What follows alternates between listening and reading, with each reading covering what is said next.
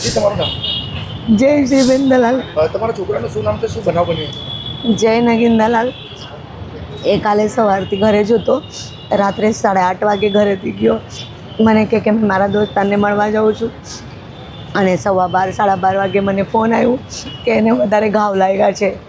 મેં પૂછ્યું કોને માર્યું છે, કેમ કે ચકલી અને પંકજ પાટીલ 3-4 લોકો હતા.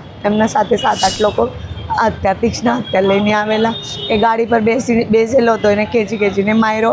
અને એપલ હોસ્પિટલમાં જ્યારે એને ખેંચાડું, મને અહીંયા બોલાવવામાં આવ્યું ત્યારે મેં જોયું તો એ આંખ જ નથી ખોલ્યો. આજ સુધી એ આંખ નથી ખોલ્યો. મારા છોકરાને ન્યાય મળવું જોઈએ. અંદાજે કેટલા લોકો હતા અને શું કામ માર્યું?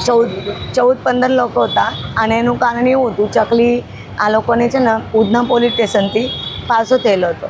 તો એમનું કહેવાનું એમ હતું કે જય દલાલના કહેવા પર પોલીસ પાસો કર્યો છે, એટલા માટે એનો એ દુશ્મન તરીકે ગણતા હતા એ લોકો. તંત્રને ન્યાય માટે શું માંગણી કરશો? ન્યાય માટે કંઈ નહીં, મારો તો છોકરો ગયો છે, એમને ફાંસીની શિક્ષા થવું જોઈએ બસ. આજે મારો ગયો, કાલે કોઈને નહીં જવું જોઈએ.